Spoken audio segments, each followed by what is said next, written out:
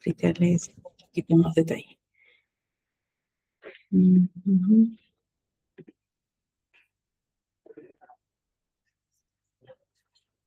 Muy bien. El tema de hoy es la responsabilidad del encargado de cumplimiento en el sector inmobiliario.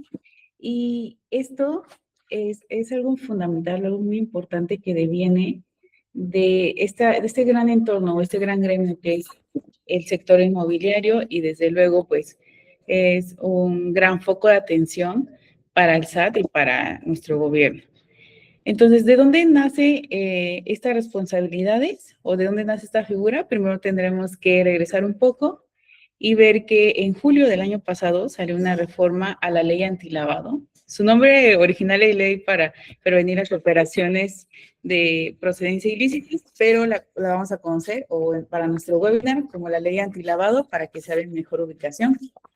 Y dentro de estas reglas salieron varias para que ahora se consideren actividades que sean de cuantías pues muy grandes, de operaciones muy grandes, actividades vulnerables. Entre estas actividades vulnerables se van a encontrar el arrendamiento inmobiliario, la intermediación, la compraventa de bienes inmuebles y el desarrollo inmobiliario.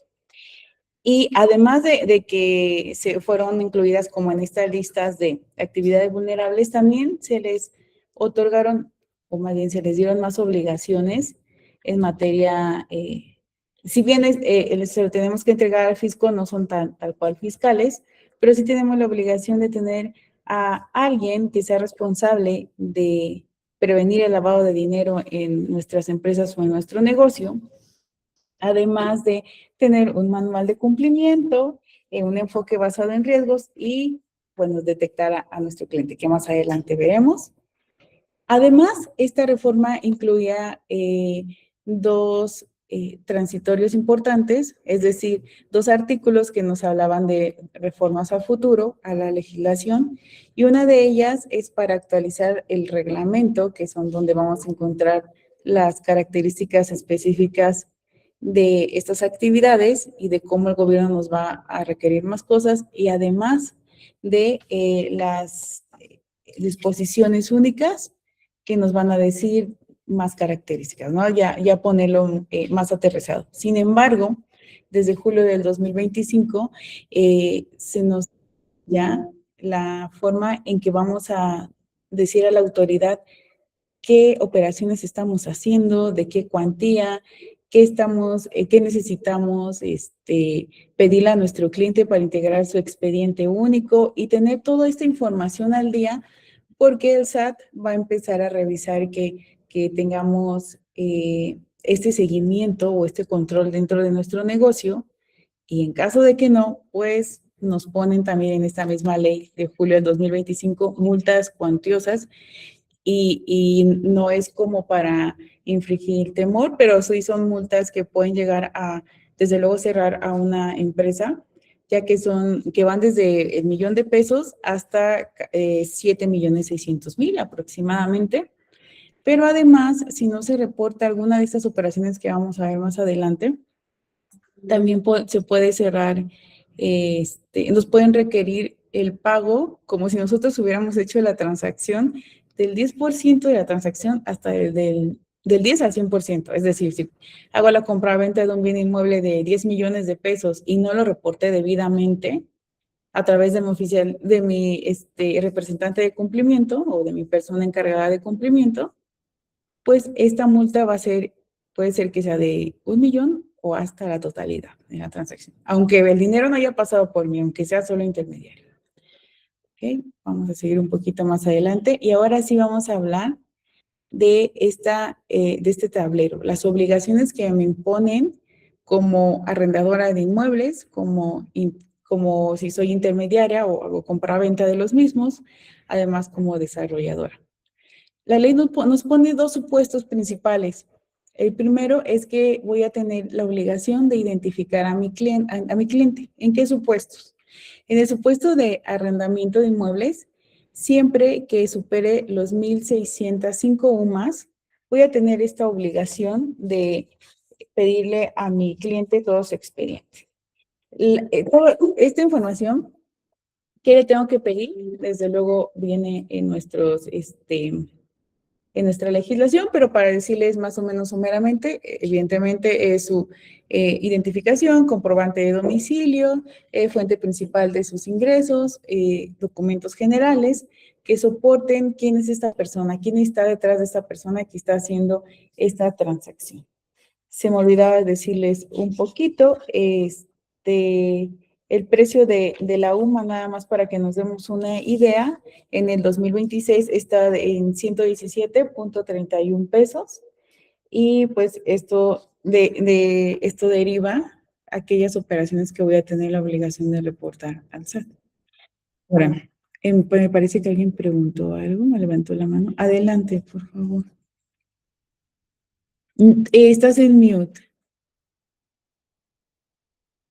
Sí, no, tenía el teléfono, el micrófono apagado, disculpa.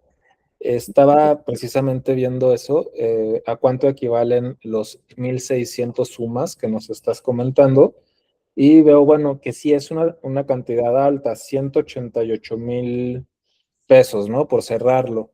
Entonces, eso quiere decir de que si yo rento una propiedad por arriba de 188,000 pesos mensuales, ya sea casa habitación o ya sea una fábrica, no sé, una bodega comercial, un local comercial, o sea, ya sea habitacional o comercial, si esa renta mensual está por arriba de los 188,000 pesos aproximadamente, o lo que me resulta en el momento de las 1,605 UMAS, tengo que integrar este expediente y reportarlo a la UIF, ¿correcto? Correcto.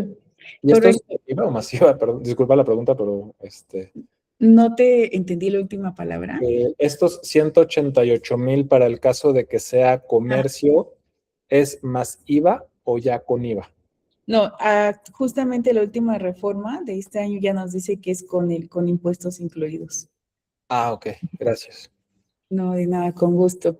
Eso solamente es para identificar al cliente. Entonces, como bien decías, si supera este umbral, ya voy a identificarlo y tener su expediente y conservarlo, adivinen cuánto, 10 años.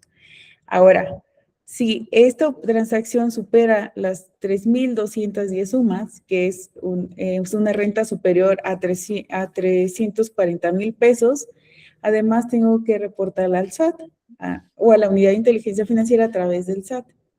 Y para hacer este reporte, pues también tengo que hacer mi procedimiento, entrar a la página del SAT con mi firma, darme de alta y empezar a hacer estos reportes mes con mes.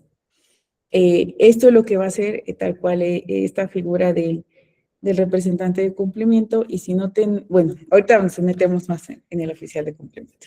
Pero bueno, de entrada tenemos para arrendamiento estos dos umbrales. Si supera el primer umbral es identificación, ya si supera el segundo umbral, ahora sí tengo que hacer mi reporte de que estoy haciendo esta notificación y hasta ahí se acaba mi obligación, ¿no? Después, para el caso de intermediación y compraventa, ahí siempre voy a tener que identificar a mi cliente, no importa de qué cantidad sea mi transacción, ya sea desde la más baja hasta la más alta, siempre voy a tener que tener este expediente de identificación. Además, cuando supere el umbral de los 8,025 UMAS, tengo que hacer el reporte. Es más o menos 941,000 pesos mexicanos actuales, conforme a la actualización del UMA de este año. Y por último, en el caso de desarrollo inmobiliario, igual desde el principio del proyecto, vamos a identificar a nuestro cliente y si supera el umbral de los 941,000 pesos, se va a tener que hacer este reporte al SAT. ¿De acuerdo? Hay algo importante que destacar. Ninguna transacción se va a poder que supere los 8,025 UMAS, se puede hacer en efectivo. Y esto hay que tener mucho cuidado. También la ley nos obliga a que si el cliente insiste en hacerlo en efectivo, a pesar de que supere los umbrales, tenemos que negarle el servicio y reportarlo aún así al SAT. Esto sí se hace el reporte, aunque no se haga la transacción correspondiente. ¿Y esto para qué es? Pues es una medida de prevención que tiene la autoridad para que no se pueda, introducir al sistema financiero nacional, pues dinero que venga de alguna procedencia ilícita. ¿Ok? Vamos a continuar un poquito. Y ahora sí, el representante o encargado de cumplimiento. ¿Quién va a ser esta persona? Va a ser una persona ya sea encargada dentro de una de estas empresas, ya sea arrendadora, intermediaria, o brokers, que también conocemos, o desarrollador inmobiliario, encargada de mandar estos reportes al SAT.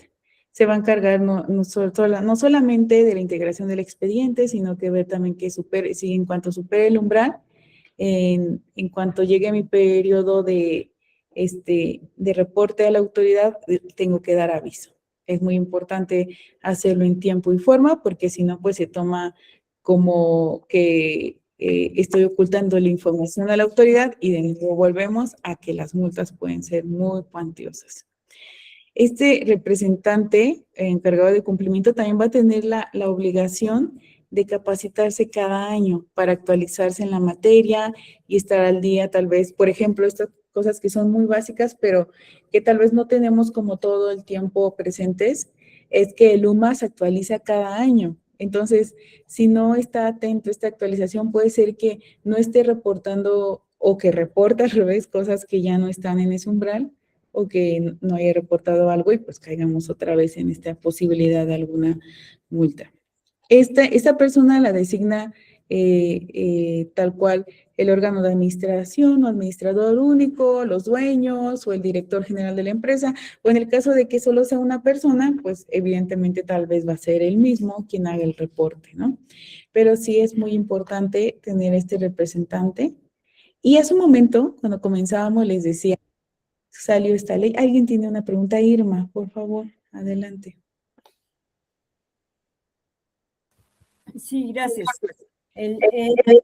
Este informe que se da al SAT o a la UIC, no es necesario que nos la soliciten, sino que nosotros tenemos obligatoriamente de acudir a informar. Correctamente. Antes se llenan formatos que están allá o se lleva todo el expediente y antes de hacer la transacción que decían que también se informaba, no sé exactamente, o nada más hasta que se realiza una operación. A ver, este punto es bien importante. Así que contesto primero ahorita y sigo con Ale, que también tiene Alejandra Osuna, que tiene una pregunta. Mira, primero, cuando sabemos que ya estamos haciendo una actividad vulnerable de estas tres que mencioné, tenemos que darnos de alta en el portal de actividades vulnerables del SAT con nuestra fiel vigente y declarar pues qué tipo de actividad vulnerable voy a hacer y también designar a mi representante o encargado de cumplimiento. Ahora, a partir de que me dé de alta, voy a empezar a hacer mis avisos al SAT pasando el mes. Por ejemplo, ahorita, si tenemos una operación, ahorita nos dimos de alta, mañana tenemos una operación, la tenemos que reportar al finalizar abril, tenemos hasta el 17 de abril para presentar este aviso. Se hace, cuando nos damos de alta en el SAT, ahí también nos van a dar los formatos en los que se debe de presentar estos avisos. Y pues nos da también en cuanto se suba nos va a arrojar un acuse y eso pues es nuestra prueba de que sí lo reportamos en tiempo y forma. Y también en estos formatos viene cuando pues no dice tal vez ninguna operación que pasó el umbral, pero tengo que reportarlo a partir de que me di de alta, ya tengo la obligación mensualmente, así como para pagar impuestos, mensualmente tengo la obligación de reportar al SAT. Si tuve alguna operación que cayera en este supuesto o si no tuve ninguna, reporte en cero. Y ahí mismo se hace también este reporte, el que nos mencionabas, que no hice la operación, pero quería forzosamente pagarme tal vez $1,000,000 en efectivo o lo que superara el umbral, ¿no? Que eran 941,000 pesos. Creo que con esto, Irma, contesto todas tus preguntas. No sé si hay alguna que quedó pendiente. No, gracias. Perfecto.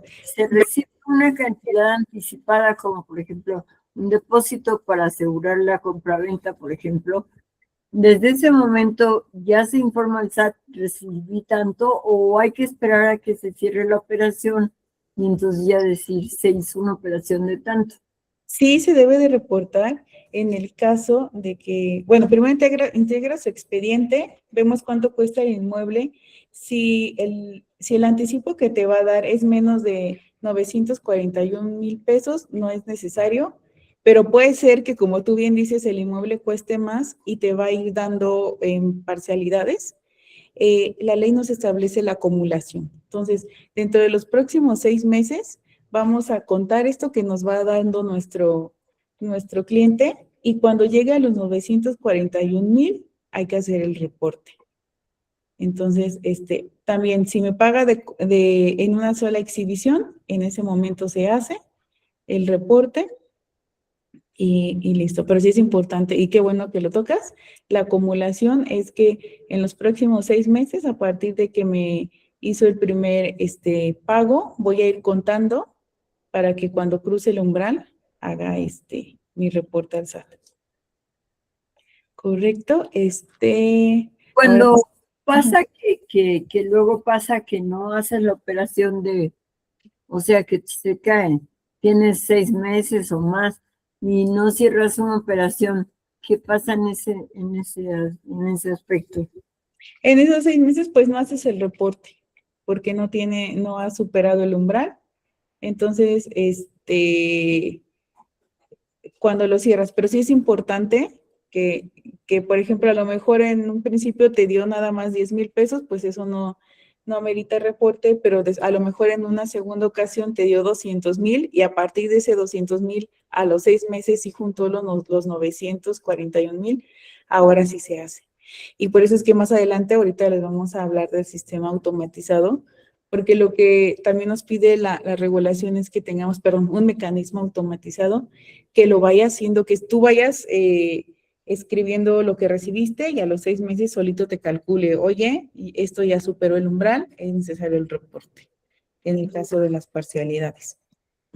Y los datos de las personas que hacen la operación, nada más es su nombre o No, su sí son, si gustan, si nos quieren poner aquí sus datos, su correo electrónico y su nombre completo, con gusto les hacemos llegar la tablita de todos los datos que se les debe de pedir al cliente, porque no solamente son datos generales, sino también los documentos que van a integrar su expediente único.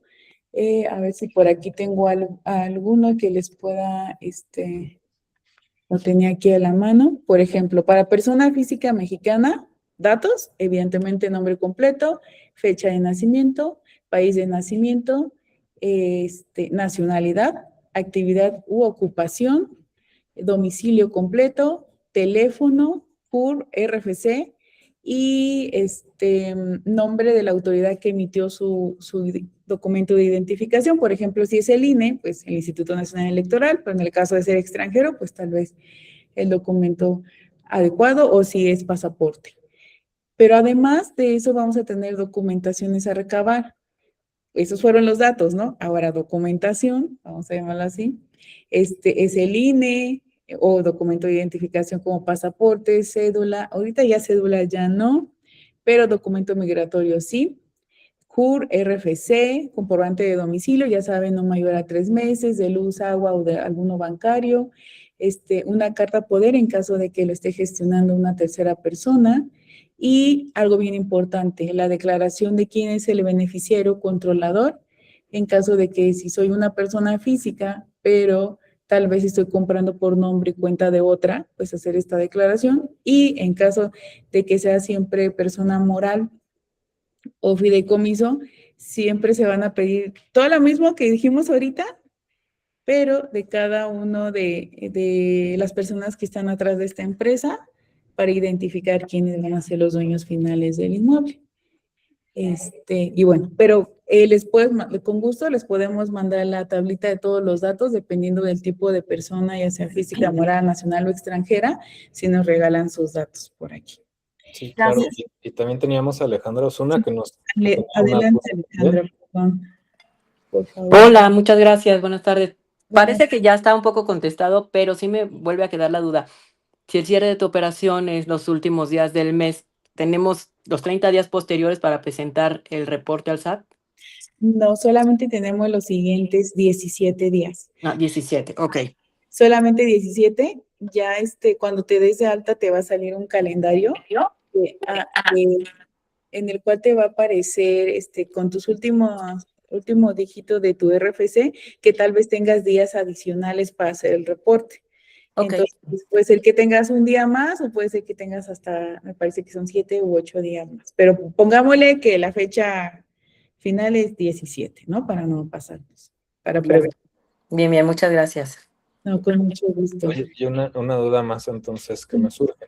Entonces, por ejemplo, ahorita ya algunos hemos tenido probablemente ventas en estos últimos meses y no nos hemos dado de alta. ¿Qué hacemos con esas operaciones? Miren, ¿Ya no aquí las registramos o qué hacemos? es súper muy buena pregunta y qué bueno que la traes a colación.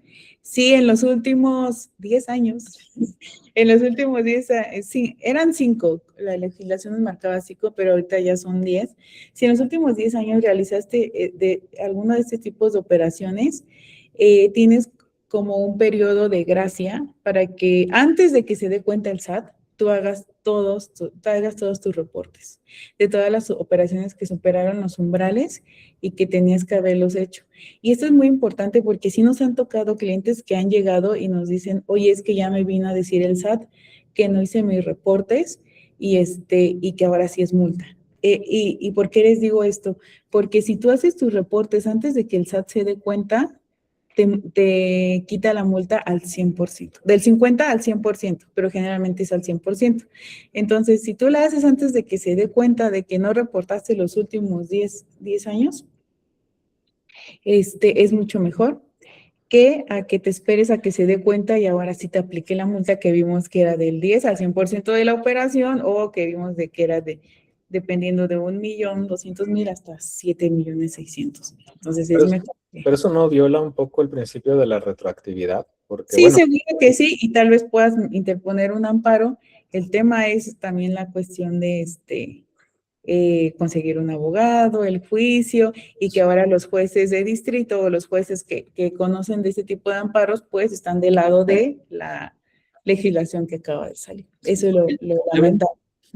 yo había entendido que era a partir pues de cuando era obligatorio. Creo que es junio o julio de 2025, ¿no? Y me podría salir, bueno, ok, concuerdo que tengo que recabar pues del julio o de junio de 2025 en adelante, pero que me pidan que tenga un expediente de hace 8 años, pues no, menos cuando no había esas cartas de beneficiario controlador y nada. Yo acabo de hacer la primera en la última venta que tuve el mes pasado. La primera de beneficiario controlador. Sí, pues lo que se recomienda es que lo hagan con la información que tenga y tal vez, como bien decía, si yo ya hacía la actividad vulnerable cuando salió la ley, pues tal vez buscar los últimos 5 años por lo menos, que yo haya tenido este tipo de operaciones y pues hacerlo lo mejor que se pueda. Pero te decía, sí, claro que sí, como bien dices, es retroactiva la ley y puedes también irte a juicio de amparo. Adelante, alguien tenía una pregunta, Laura. Sí, yo, Laura, gracias. Buenas tardes. Gracias por este webinar. Yo tengo una pregunta. La ley es de julio de 2025. ¿Y de qué fecha, en qué fecha están publicadas las modificaciones al reglamento y a las disposiciones únicas? Mira, a ver, me regreso un poquito. El reglamento es apenas de marzo, no puse aquí la fecha, pero me parece que es del 26 de marzo de este año, la modificación al reglamento.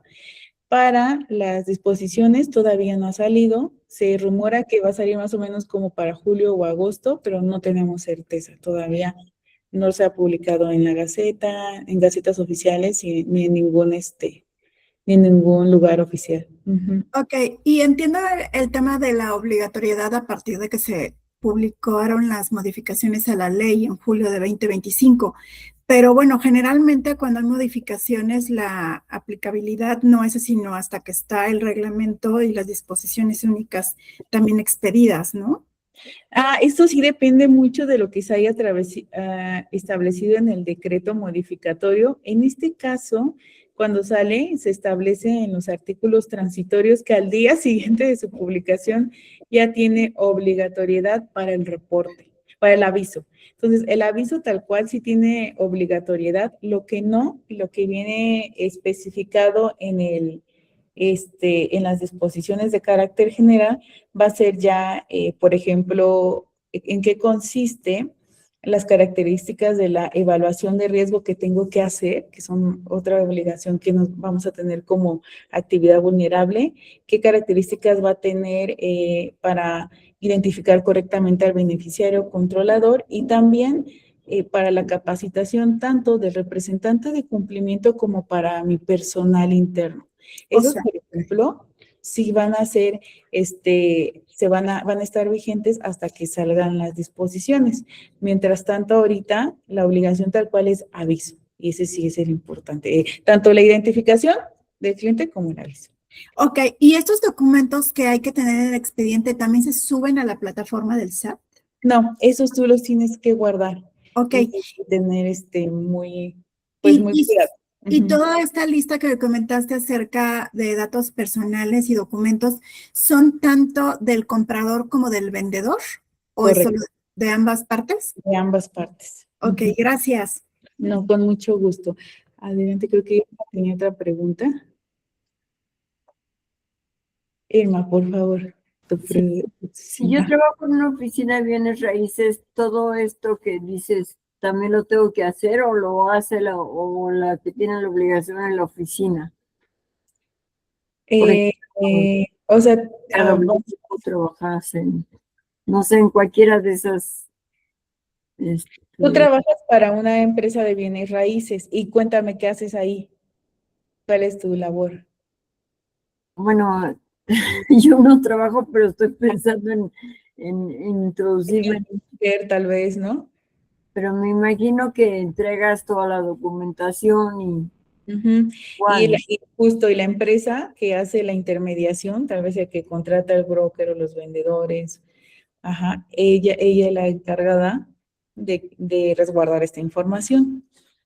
A menos que, por ejemplo, si tú, por decirlo, sin tener una empresa, sin nada, dices, pues yo tengo un bien inmueble, lo voy a arrendar, lo estoy arrendando y ¿qué crees que sí me está superando los 1,600 sumas mensuales? Tú sí tienes la obligación. O si dices, yo me dedico a comprar inmuebles y a venderlos yo solita y yo voy a la notaría con mi cliente, también tendrías tú la obligación en caso de que sea tu actividad profesional. Que lo hagas de manera profesional y reiterada, ya tendrías la obligatoriedad. Si como tal trabajas para una empresa, pues la obligación es de la empresa y tal vez te va a decir, por favor, pídele todo esto a nuestro cliente y al vendedor para integrar su expediente único. Listo. Gracias. A ver. Okay. Gracias. Si quieres. Con mucho gusto. Tenemos una pregunta en el chat. Voy a ver si puedo responder rápido y avanzamos. Si quieres, se las podemos ir contestando o recabando también para la parte final, para ir avanzando, ¿no? Con la exposición del tema y no nos vayamos deteniendo mucho, porque la pregunta era relacionada a la documentación. Si nos comparten sus datos, con mucho gusto se les va a compartir al final de la sesión, tanto el video completo como la documentación que necesitan para integrar su expediente.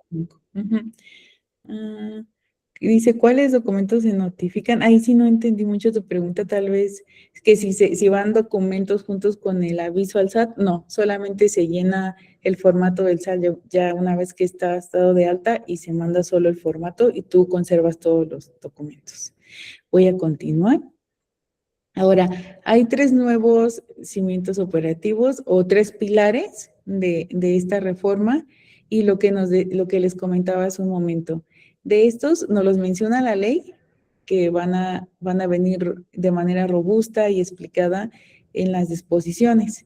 Entonces nos van a requerir también un enfoque basado en riesgos. Esto es muy complejo porque literal se copió de la legislación bancaria. Entonces los bancos y las instituciones financieras estaban obligados a tener un enfoque basado en riesgos, a tener unas políticas internas para el control y monitoreo de estas transacciones y a saber quién es el dueño beneficiario o el dueño, antes se le decía dueño final o beneficiario final de este inmueble o este bien inmueble. Entonces, el enfoque basado en riesgos es básicamente un estudio para mitigar el riesgo, se evalúa, se analiza y se revisa el perfil transaccional del cliente para ver si, por ejemplo, si hacer una transacción con él me conlleva a como empresa. Vamos a decirlo, que tal vez el que esté tratando de comprar sea de alguna parte de la República Mexicana donde se conoce que hay muchos cárteles y que tal vez me está tratando de comprar algo y me dice, yo te quiero pagar este inmueble de 5 millones, pero en efectivo. Entonces, este enfoque avanzado en riesgos es un estudio que se hace a las operaciones que ha hecho tu empresa el último año, o tratar de tener pues, las mínimas métricas generales para que dentro de un año se pueda hacer este estudio y que es básicamente pues quiénes son mis clientes, dónde viven, de dónde son los inmuebles que hago la compraventa, cuáles son las formas de pago, si tal vez, también dice la ley, y esto es como muy al aire, pero siempre dice, cuando tenga la sospecha. Entonces, eso nos da mucha puerta abierta de que, digo, ay, si yo tengo la sospecha que esta persona está lavando dinero, hago mi reporte y también eso va a ir dentro de mi enfoque, mi análisis de riesgo y en mi manual de políticas internas. ¿Qué es el manual de políticas internas? Es básicamente estas medidas o estas, vamos a decirlo así, costumbres que yo voy a implementar en mi empresa para tratar de que no entre algún tipo de lavado de dinero o de que no identifique bien a mi cliente o tal vez de que yo llegué a pasar operaciones que no reporte porque no le di seguimiento de los últimos 6 meses, o sea, la acumulación. Entonces, lo que hace este manual es como poner las reglas claras de cómo va a operar mi empresa para poder cumplir con los reportes. El enfoque basado en riesgos, ya les decía, es un poquito más complejo, es más de ver qué riesgos estoy expuesta por el tipo de personas que son mis clientes y también por el tipo de operaciones.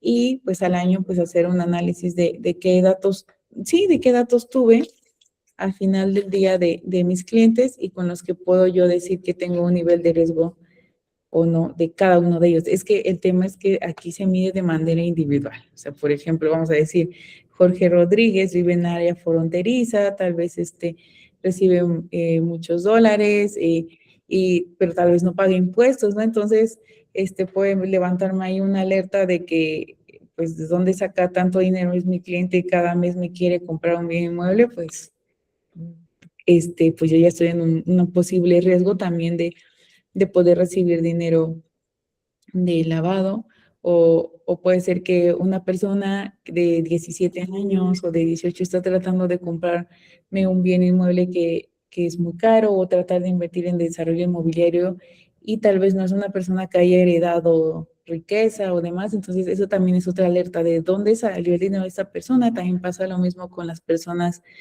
de la tercera edad que tal vez están pensionados y que es conocido que tal vez nunca fue muy abundante y de repente ahora quiere estar invirtiendo mucho en desarrollo inmobiliario o ya me arrendó un bien inmueble muy caro para poner un negocio y nunca lo abre. O sea, ese tipo de cosas va a ser el enfoque basado en riesgos. Tratar de mitigar ese tipo de riesgos, hacer un estudio de lo que hice el último año y de ahí a formar como métricas para poner, pues sí, candaditos para no, literal, no atender a todos los tipos de clientes que me llegan. O en su caso, reportarlos al SAT. Y por último, tenemos al dueño beneficiario o al beneficiario controlador, que les decía, Cuando es incluso persona física, voy a pedirle la declaración que él es el beneficiario final, o en caso de que pues esté tratando de hacer esta inversión, arrendamiento o compra-venta de intermediación a través de otra persona, te voy a pedir su declaración. Y es muy importante que en el caso de personas morales, fideicomisos, principalmente, pues se busque y literal se le pregunte, oye, ¿quién es tu beneficiario final? O en su caso, las disposiciones nos van a decir cómo identificarlo y hasta dónde tengo responsabilidad yo, ¿no? Porque luego hay empresas que parece que es una pequeña, pero atrás de ella hay otra más, otra con diferentes accionistas y atrás de ella otra, entonces se va perdiendo quién es el beneficiario real de este bien inmueble. Eso es lo que nos va a traer como nuevas obligaciones en el futuro. Las disposiciones, hoy en día solamente la declaración de quién es, y eso me ayuda pues a tener a mi expediente completo. ¿Ok? Entonces, algo importante, la administración, les decía cuando le contestaba a Irene, la administración a veces me puede ayudar un Excel, pero a veces no. ¿Por qué? Porque, por ejemplo, en este seguimiento de cada 6 meses, o no va a identificar tal vez los riesgos de los datos que yo ya recabé, o que si la información tal vez me dio una INE que no está actualizada. Entonces, todo este tipo de cosas nos puede ayudar la tecnología y podemos echar mano de ella para que yo suba mis datos, la identificación de mi cliente, la operación que se hizo, y él solo me vaya diciendo mensualmente, oye, tienes que dar aviso de esto, o foco aquí porque esta es una alerta, recuerda que no puede recibir tanto efectivo, y este tipo de cosas me pueden ayudar a facilitar mucho esta administración de reportes. Entonces, también nos pide que este sistema automatizado, porque para esto no es que sea algo opcional. Monitoreo que se debe de hacer, que se llama, me regreso un poquito, es este monitoreo que voy a hacer de todas las transacciones de mi empresa.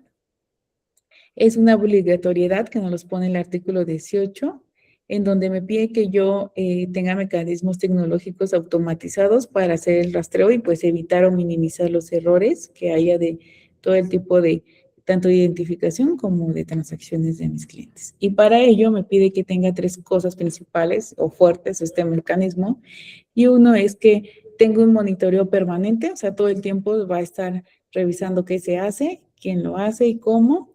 Otro, y bueno, ¿cómo? Pues yo nada más cargo la información y él se encarga, ¿no?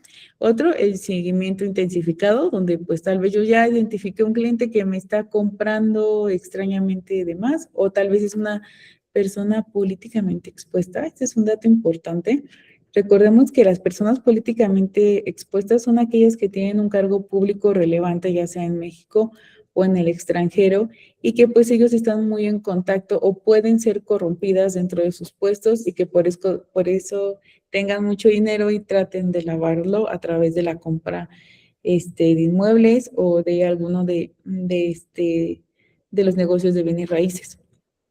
Entonces, este seguimiento nos va a decir las disposiciones que se va a identificar, se va a hacer más robusto, y va a tratar de ver en qué medida pues se puede detener el lavado de dinero en caso de que una persona políticamente expuesta trate de hacerlo a través de cualquier inmobiliaria. Y por último, que este sistema también tenga un resguardo de 10 años. Les decía, antes la regulación nos decía que solamente eran 5, a partir del 2025 ya nos obliga a que la documentación debe de guardarse 10 años. Y es toda esta documentación que hace rato le puse un ejemplo a Irene, pero es igual para todos nuestros obligados o para todos nuestros clientes. Y por último, ya hablábamos un poquito de las sanciones, pero sí me gustaría reiterarles un poquito que el que se omita dar aviso de alguna de estas operaciones se nos va a representar una multa puede ser del total de la operación o de un 10% de ella. ¿Esto quién lo va a determinar? El SAT, a su libre arbitrio. Y además, dependiendo si fue un periodo muy largo en el que no se reportó, ya sea que me haya dado de alta primero, dejé de reportar, o que se dio cuenta que en los últimos 5 años no reportaste, entonces las multas van a ir de 10,000 UMAS hasta 65,000 UMAS, que eran las cantidades que les decía, 1,173,000 hasta 7,625,000 pesos mexicanos, actualizados a la fecha. Acuérdense que cada año se actualiza el UMA y cada año puede ser una cuantía mayor.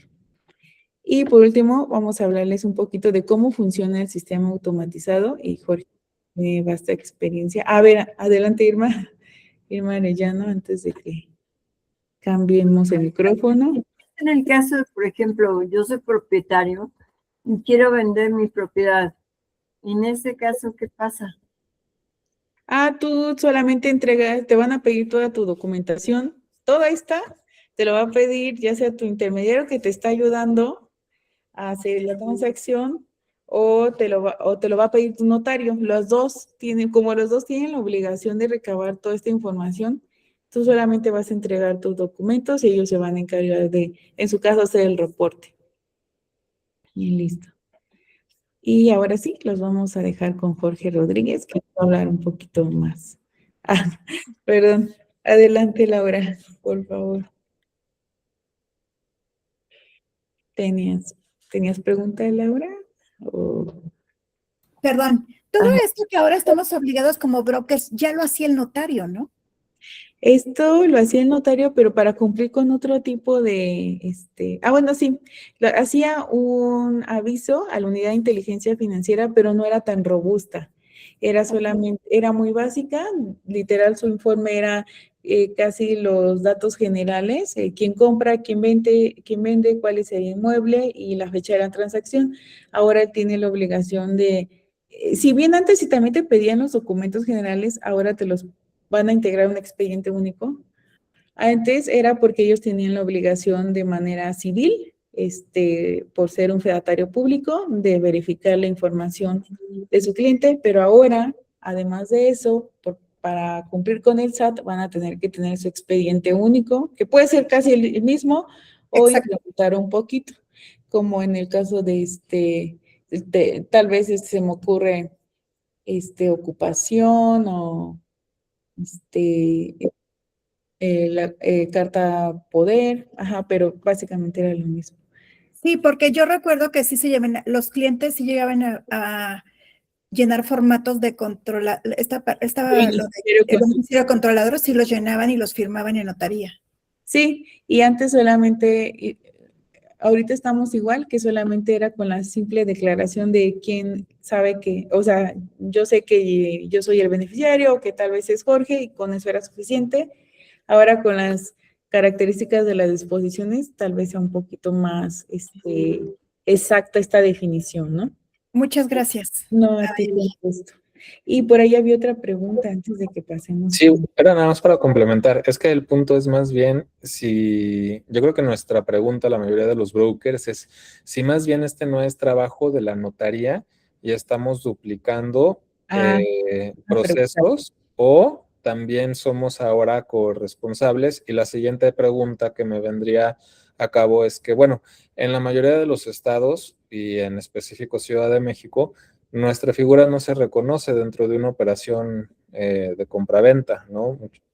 Si bien sí he notado, no sé si por suerte o por qué, he sido mucho más tomado en cuenta tanto por notaría como por banco en estas últimas operaciones en este año, que en otros años que no me agregaban ni a los chats y era un problema. Ahora sí, e incluso en esta última operación, la notaría me entregó a mí una copia simple de escrituras, que nunca lo habían hecho, si no lo solicitaba. Entonces, la pregunta es, ¿nos agregaron a la bolsa o más bien eso es trabajo de la notaría y nosotros, brokers, la mayoría independientes, pues no es nuestra responsabilidad en realidad? En el caso de brokers independientes, si es como les decía, la ley nos dice que cuando es tu actividad profesional, cuando lo haces de manera profesional y haces esta intermediación de compraventa, sí es tu obligación, conforme a el FPORPI, de hacer tanto el expediente como los reportes. Y sí, tal vez sí se duplica, pero esa es la idea. Esa es la idea del SAT, de seguir el rastro de la operación. Entonces, están obligados los dos. Tanto la notaría se agregó al artículo 17 de la ley como la intermediación. En este caso sí se tendría que hacer por los dos. Y seguramente ahorita ya te están agregando más los bancos y las notarías porque ya saben que, pues que la mayoría de los brokers les están pidiendo copia de la escritura y algunos datos del cliente. Porque ya nos han tocado también clientes que nos decían, no, es que a mí la notaría no me quería dar nada. Y ya les dijimos, mira, explícale que conforme al 17 ya tienes también tú la obligación. Y justo muchos brokers se han estado acercando para que las notarías les compartan un poco de la información e integrar su expediente. Para el caso de México, en la primera página creo que viene casi todos los datos que te piden para la integración del expediente. Y salvo el sello del registro público, pero ese sale en 3 meses, entonces te exenta tal cual la legislación pues puedes hacer tu reporte sin necesidad de tener ese dato, porque sabemos que se tarda muchísimo. Y listo. Ahora sí, George, te cedo la palabra. Hola, hola, ¿me escuchan bien?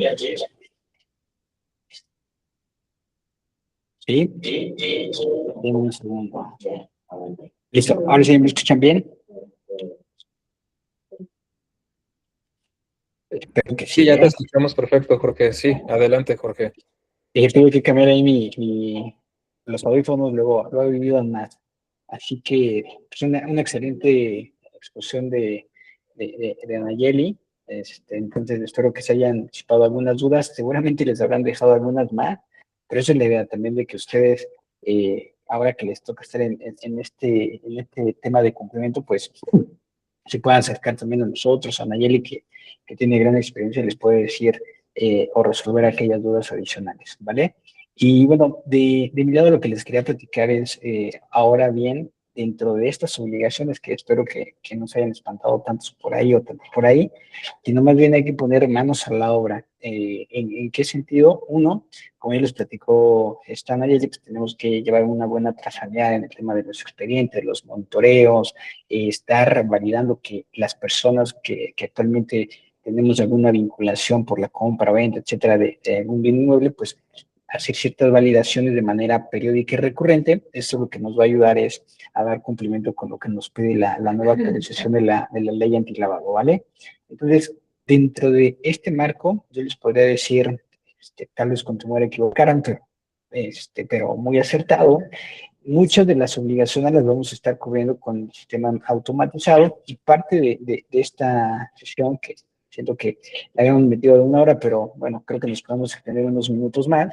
Siempre es importante ver que nosotros ahora necesitamos tener un brazo tecnológico que nos ayude a ir llevando el cumplimiento de una manera automatizada, ¿vale? Entonces, todo lo que les platicó Anayeli en esta sesión, pues ahora lo vamos a ir abordando para que vean exactamente cómo nos ayudan los mecanismos automatizados para implementar. Entonces, tenemos por ahí un reto importante. Uno, sí, el mecanismo automatizado nos va a ayudar a nosotros a dar cumplimiento, pero antes de llegar al sistema automatizado que ustedes elijan, espero que en algún momento seamos nosotros como RedCheck, pero hay otras soluciones. Uno, hay elementos que deben de estar considerando. ¿Cuáles son?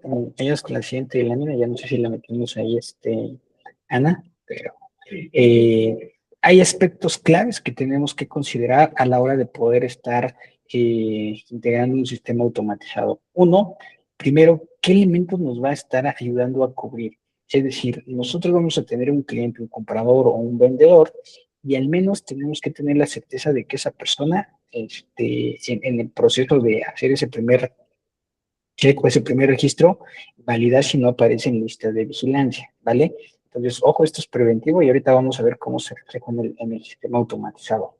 Dos, saber si en algún momento empezamos, recuerden lo que nos decía al inicio, tenemos ciertos umbrales de identificación. Entonces, si estas personas ya rebasan ese umbral de identificación, hay que, acuérdense, generar, por ejemplo, el expediente, ¿de acuerdo?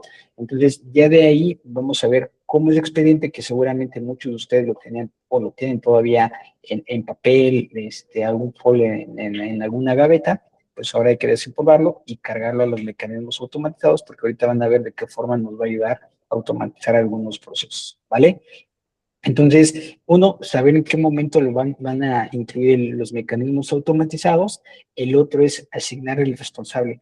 Nuevamente, sé que ustedes en este punto, la mayoría es una persona, pueden ser dos, pero normalmente ustedes son los que los van a tener que llevar, los mecanismos automatizados. Es decir, si hay más personas, pues hay que elegir a un responsable para que pueda llevar el sistema automatizado, saber que la información está viajando bien, se está encargando, se está generando todos los avisos de manera periódica. Entonces, es importante siempre definir un responsable.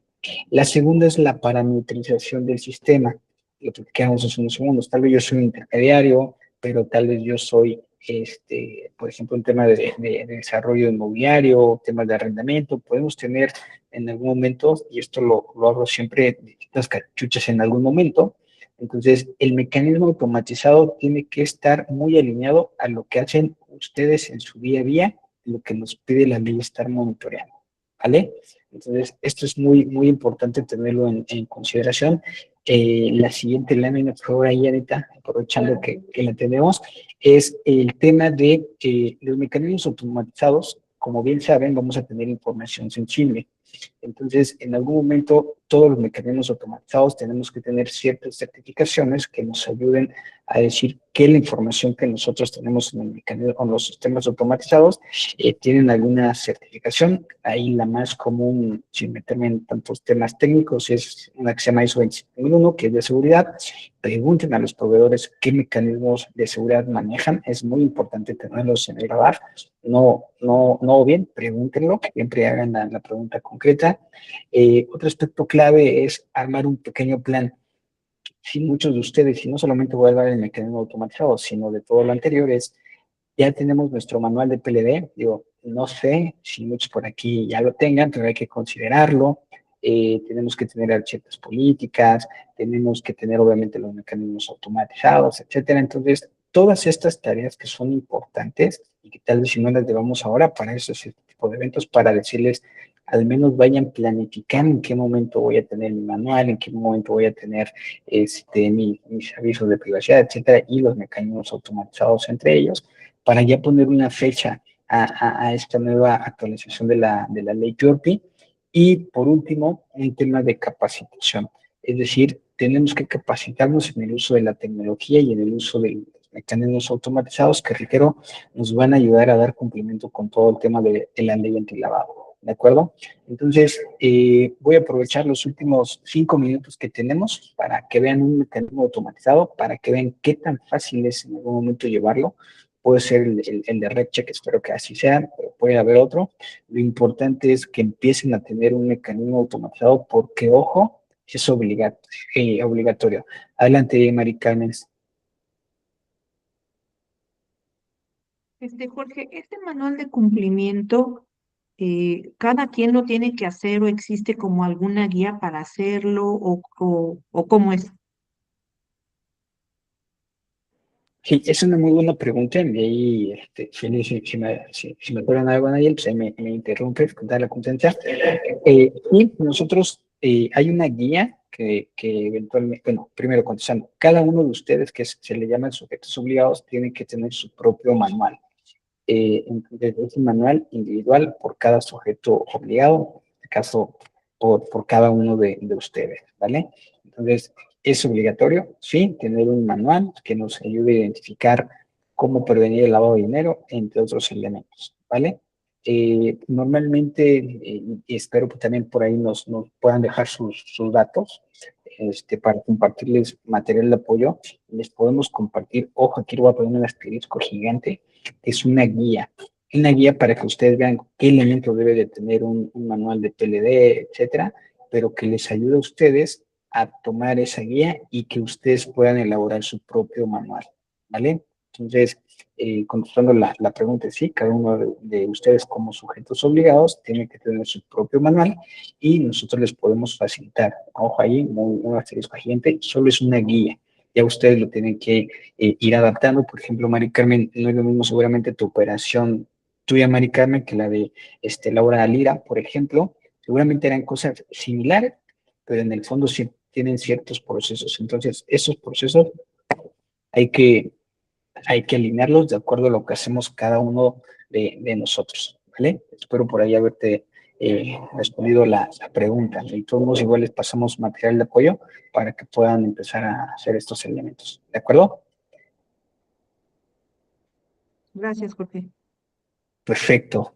Entonces, ¿Operaciones a partir de qué fecha? Perdón. ¿Las operaciones a partir de qué fecha tienen que estar reportadas? mira, yo te diría que en el tema de las operaciones, uno, tenemos que cargar las operaciones, ojo ahí, hasta 5 años atrás. Y ya de aquí, todas las operaciones, cada uno de los mundos que ustedes van teniendo, hay que agregarlos a los sistemas automatizados. Lo platicaba muy bien esta Ana, y cada una de las operaciones que nosotros vayamos juntando, pues igual eso es parte de un monitoreo continuo que tenemos que ir haciendo y preferentemente que las operaciones se van cargando pues, como se vayan teniendo los movimientos, ¿vale? Denme un segundo, déjenme les proyecto muy rápidamente mi ventana. Sí, creo que está. Y denme un segundo porque ya me hice olas, siempre pasa. Listo. Entonces, creo que ya pueden ver mi pantalla, ¿verdad? Ya. Ahí nada más denle un like o algo así para que no se le que hablo solo. Tenemos una Entonces, pantalla que dice Pro PLD, es esa, ¿no? Sí. correcto. Entonces, este es un mecanismo automatizado. Recuerden que les voy a hablar de dos momentos, uno que es preventivo y el otro ya que es el monitoreo continuo, ¿vale? Entonces, este es un sistema automatizado de PLD, ojo, este es uno, hay otros que donde también hay información. El primer punto importante que destacamos es preventivo. ¿Qué quiere decir esto? Solo para hacer algún flujo pequeño, yo voy a dar de alta a una persona, puede ser una persona física o puede ser una persona moral.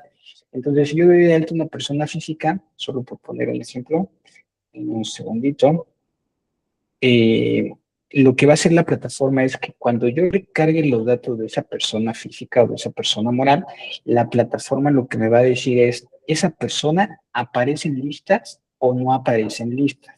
¿Vale? Ojo de ahí, es un tema preventivo. Entonces, por ejemplo, voy a poner un nombre por acá.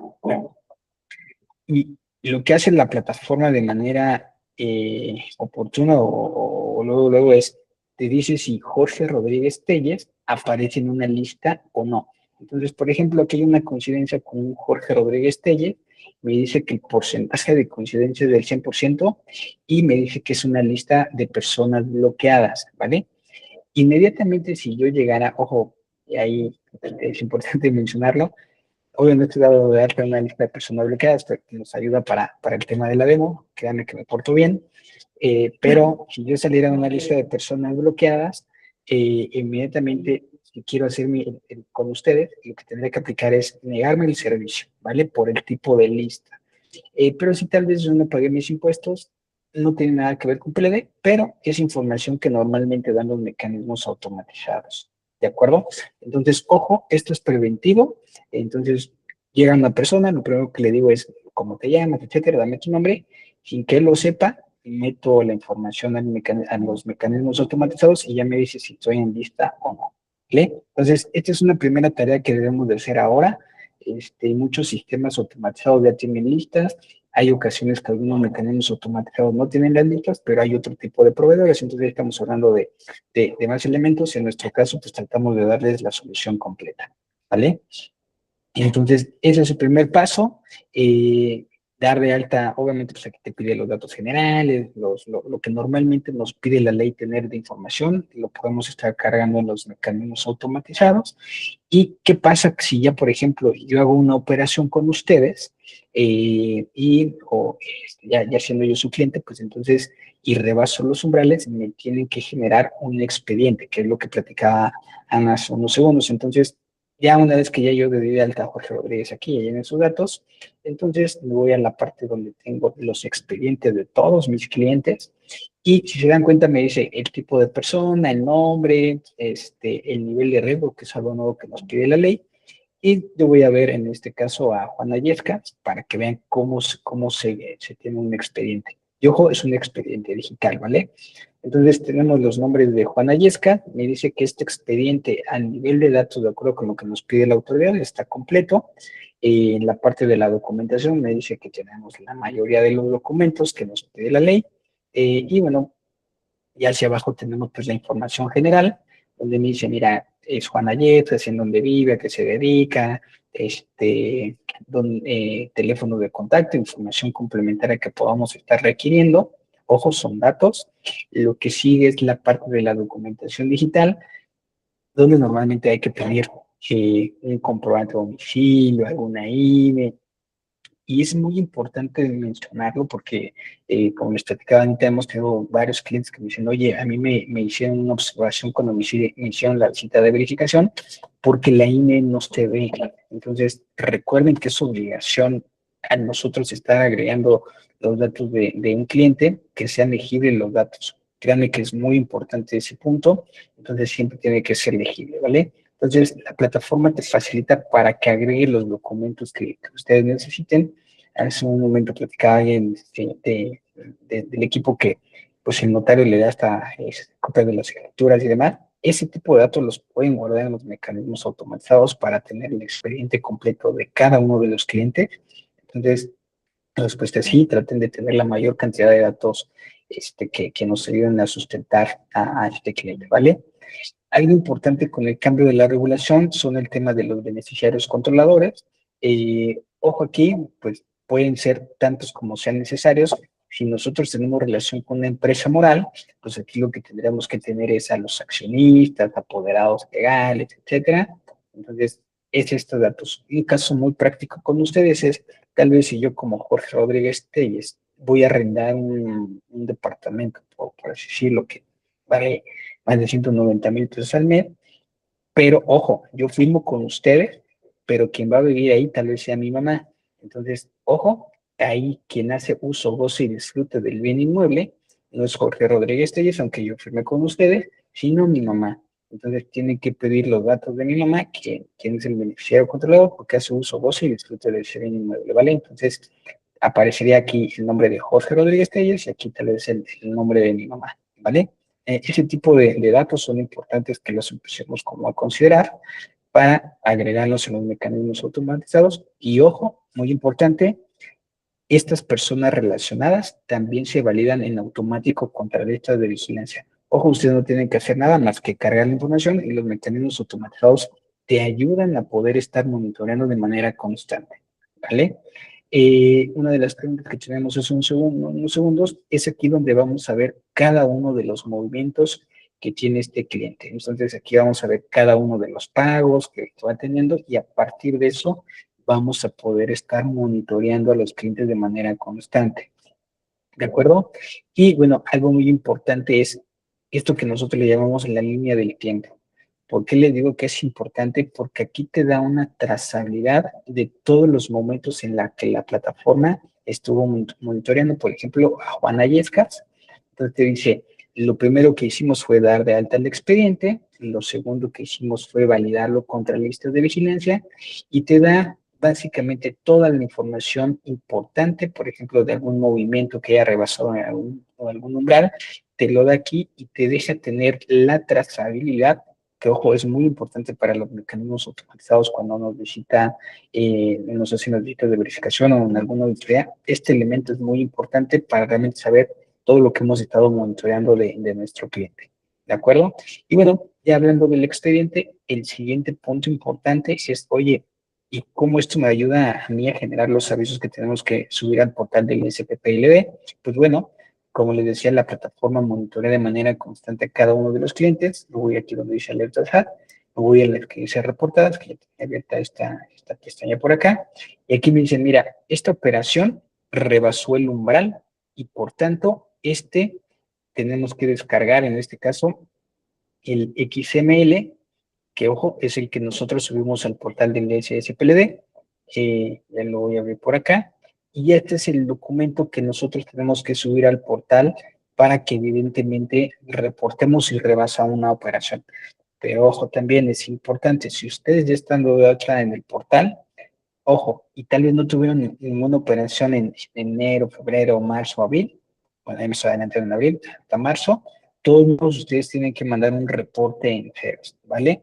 Entonces, siempre es importante reportar, aunque sean ceros, se tiene que decir, yo no tuve ninguna operación, están ceros, ¿vale? O sí tuve estos clientes que rebasaron el umbral y lo que sí ya me generó la plataforma en automático el aviso que subimos al portal. Entonces, ¿qué quiero decir con esto? Los mecanismos automatizados nos ayudan a estar monitoreando de manera constante a nuestros clientes contra listas de vigilancia, señales un grado de riesgo, monitorear cada una de las operaciones y de esas operaciones, pues generar al final lo importante que es mandar los avisos y, ojo aquí, si ya reportamos esta operación o ya generamos el aviso de esta operación, también podemos guardar el acuse. Que créanme que esta cosa es bien importante porque cuando nos digan las visitas de verificación, si lo digo y hago mucha hincapié porque nos ha pasado, si nuestros clientes tienen el sistema, pues ya ven, cuando llegan la cita de verificación, dicen, oye, necesito la información del año 2025 de enero. Entonces, mira, pueden, estos son los servicios que generé, este es el acuse que me emitió el mismo portal y con eso tenemos toda esa trazabilidad. ¿De acuerdo? Entonces, esto era lo último que les queríamos platicar de los mecanismos automatizados.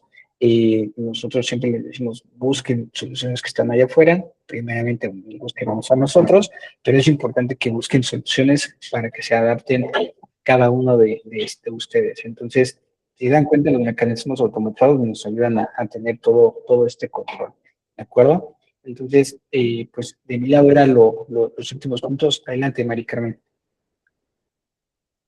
Jorge, por ejemplo, en operaciones que ya tienen años que se hicieron y que no contemos con la información completa, ¿hay algún mínimo que requeriría la plataforma para poder hacer el reporte al SAT? ¿O lo va a rebotar porque no está completo? ¿Cómo va a funcionar eso? Sí, y es una muy buena pregunta y ahí me comentaron, está genial. Lo que nosotros siempre le decimos es, si tal vez ya tenemos la obligación, no sé, desde hace 2 años o al menos 5, tratemos de guardar toda la información que tengamos en nuestras operaciones, en los mecanismos automatizados, porque si no me recuerdo, lo platicaba Ana hace unos minutos, hay una parte donde usted puede decir, oye, como yo lo digo de manera muy simple, pero ella lo dice de manera muy linda y ya con un fundamento legal, yo le llamo el borrón y cuenta nueva, pues mira, aquí están todas las operaciones, ya está todo y es como el borrón y cuenta nueva, pero tratemos de guardar toda la información histórica que tengamos y a partir de este momento hacia adelante, pues estar guardando de manera periódica para que evidentemente evitemos algún riesgo de cara al regulador. Pero ahí nos llaman si quieres complementar. Oh, estuvo bien. No, estuvo muy bien, Jorge. Perfecto. Entonces, adelante, Irma. ¿Dónde podemos conseguir el manual para saber qué tenemos que presentar y cómo? Ya. Mira, un manual como tal, nosotros no los proveemos, pero podemos dar una guía que te pueda dar como una idea de qué debes de estar cumpliendo, alineado también al tema del manual. Todos, parte de estas sesiones podemos estar compartiendo información, pero es importante, creo que ya lo dejaron sus datos y nombres para que al menos de la información que pidan, la tengan a la mano y puedan empezar a recopilarla y a ponerse ahora sí que al día, ¿vale? Ok, gracias. Adelante, si hay alguna pregunta más, adelante. Creo Sí, que, Jorge, Mari Carmen. esta plataforma en donde nos mostraste ahorita este demo de arrendamiento, ¿dónde la podemos adquirir o cómo es el costo o cómo funciona? Vale. Pues miren, normalmente ahí quería que nos contacten de manera directa a nosotros para que puedan ver cuáles son las características. La verdad es que les puedo decir que por ahí, tal vez esté mal, pero hay un buen descuento para los agremiados de PIN. Así que sería directamente con Carla de Paz, quien les podría dar mayor información. Por ahí le vamos a pasar ahí sus datos para que la puedan contactar, hacer una demo ya muy específica para cada uno de ustedes. Y bueno, siempre es importante lo que les decía, estar viendo opciones y la que se acomode mejor a nuestro bolsillo, a todo lo necesario es importante. La verdad es que nos gusta a nosotros desde la parte de RegCheck, desde los fundadores, decir, damos realmente una solución para cada tipo de sujeto obligado. Trabajamos literal con un par de clientes que tienen una o dos ventas al año. Yo sé que el mercado es complicado, pero una o dos ventas al año. Y tenemos otros clientes ya gigantes, aseguradoras, fintech, etcétera, que son grandes. Entonces, la verdad es que sí buscamos cómo darle valor siempre a cada uno de los sujetos obligados y ayudarlos con este reto ahora de cumplir con la ley antilavado. Sí, muchísimas Muchas gracias. gracias. Y hay arrendamientos que se hicieron, que se hacen a través de las afianzadoras.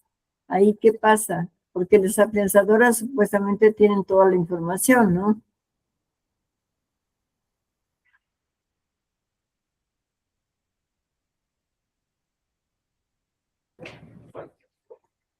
Sí, creo que nuestra Perdón. pregunta, sí, sí. Sí, pues miren, recuerden que nosotros, aunque tengamos una figura, lo voy a poner una afianzadora, un notario, que sabemos que ellos ya cumplen con la ley, eso no nos quita a nosotros la responsabilidad de también cumplirla. Entonces, siempre es importante que lo que nos compete a cada uno de nosotros en temas de lo que estamos como sujetos obligados, cumplamos con lo nuestro y adicional, pues las otras empresas harán lo propio. Es muy común y me ha pasado a mí un par de veces que dicen, oye, pero ya lo tiene el notario, pues ya no lo tengo que cumplir, ya lo platicamos muy bien. El notario tiene sus datos y él cumple con lo suyo, nosotros con lo que nos corresponde, y al final ya pues, la autoridad los cuadra, ¿no? Si hubo una venta de algo, quién la vendió, en dónde está, que hubo intermediarios o no, e información que la cuadran ahí internamente ellos, por eso es importante al menos de nuestro lado, que lo que nos toca a nosotros, cumplir con lo que nos pide básicamente a nosotros la ley. ¿Vale? Correcto. Sí, muchísimas gracias, Jorge. Y bueno, y básicamente creo que hay mucho interés por parte de todas las personas que nos están haciendo el favor de escuchar esta webinar. Tenemos los correos y los nombres de la mayoría de todos ellos. Si hay alguien que no nos haya hecho favor, bueno, que no se haya podido registrar con anterioridad y recibió la liga, o si alguien acaba de unirse y quiere compartirnos su correo y su nombre para que los puedan contactar directamente también de RegCheck y les puedan dar los beneficios como miembros de UPIM para que les den un descuento en su pues en su herramienta que nos van a hacer favor de pagar, de ofrecer. Entiendo que es una suscripción o es un pago único o es por número de operaciones o cómo funciona, nada más para tener una idea aproximada de cómo funciona su herramienta. Claro, es una licencia mensual, como si fuera una suscripción a Netflix, pero ahora en sistemas de PLD. Entonces, depende del número de operaciones que tengan o el número de clientes que tengan en un año. Ya de manera mensual están pagando el uso de la plataforma, ¿vale? Entonces, de manera muy sencilla, es una licencia de uso que se paga de manera mensual. Créanme que no es nada cara. Tratamos de ser y ayudar mucho en este punto ahora con ustedes como sujetos obligados.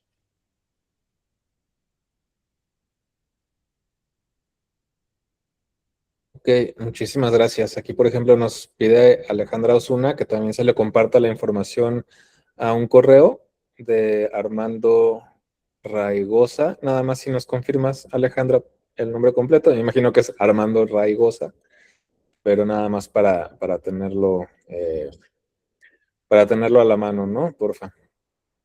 Y también el tuyo, Mari Carmen Guzmán, tú ya te registraste desde el inicio y se te envía con mucho gusto la información. Y tenemos aquí también el correo de Carla de Paz, con su número telefónico. Y bueno, no sé si haya algo más que agregar o alguien tiene alguna duda algo más que comentar para ver si terminamos ya con la llamada. Estamos a 3 minutos de las 6 de la tarde. Sí, es que parece que le estamos haciendo el trabajo, ¿no? A las autoridades. Sí, Pues sí, caray. buscan cruzar información, por lo que estoy entendiendo, ¿no? Y yo creo que cuando salte que por ahí alguien vendió la propiedad en 10 millones y por ahí el notario reportó 9,5 y no cuadre, me imagino que es donde van a venir las revisiones. Me imagino que es para eso, para cruzar Exacto. información, por lo que estoy entendiendo, ¿no? O que era una persona políticamente expuesta, tal vez tuvo ahí algo de corrupción y no se reportó. Es para que a través de las inmobiliarias y demás, pues salte este aviso. Y puedan volverlo a cruzar. Si alguno falló, pues que puedan encontrar la información ya sea de uno o de otro. Y yo creo que ahí va, y nosotros como profesionales inmobiliarios tenemos que aprovechar esto, pues para exigir de la misma manera que las autoridades nos están exigiendo recabar esta información, pues tener una profesionalización y una certificación para poder ejercer este trabajo y no cualquiera lo pueda estar haciendo, porque es el tema que hoy cualquiera se puede autoproclamar en este momento asesor inmobiliario y solo lo hace. Y hoy en día, pues hay consecuencias para quien hace esta actividad, genera dinero y bueno, y no recaba ni siquiera la información de la operación que por algún motivo hizo. Entonces, de lo malo hay que tomar lo bueno.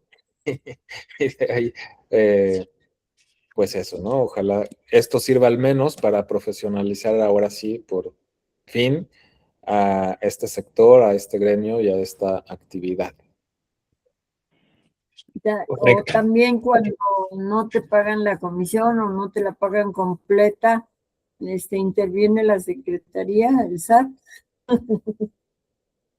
Debería, ¿no? Eso deberíamos de exigir. Si bien quieren que recabemos la información, bueno, pues que nos vuelvan parte del proceso de compraventa y que aparezca la comisión que nos deben de pagar dentro de la operación, dentro de creo que sucede en algunos estados como Baja California, recuerdo, no sé, algún estado por ahí donde sí se menciona la comisión del asesor inmobiliario y no queda algo como un acuerdo entre partes, ¿no? Únicamente, sino que es algo que forma parte de la operación y ojalá se pudiera llegar a eso. Digo, no solamente tener obligaciones, sino también adquirir alguna figura que nos proteja en esta situación. Y Ok, bueno, pues agradecemos muchísimo a Jorge, muchas gracias Jorge, muchísimas gracias Anayeli por toda la información que nos compartieron. Con Eh, mucho gusto para servirles. Muchas gracias. No sé si hay algo más que agregar o nos despedimos. Y No, muchas gracias a ustedes por el espacio. muchísimas gracias. Bueno, pues muchas gracias a todos. Muchas Eh, gracias. Les compartimos información en breve. Que estén muy bien y voy a terminar ahorita la grabación. Gracias. Gracias. Gracias a ustedes. Hasta luego. Buena tarde. Que estén muy bien. Hasta luego. Hasta Hasta luego. luego.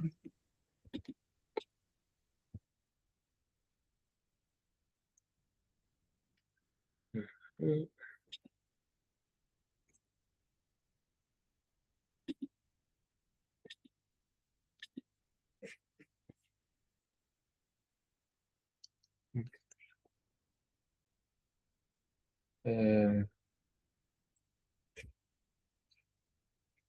Grabación.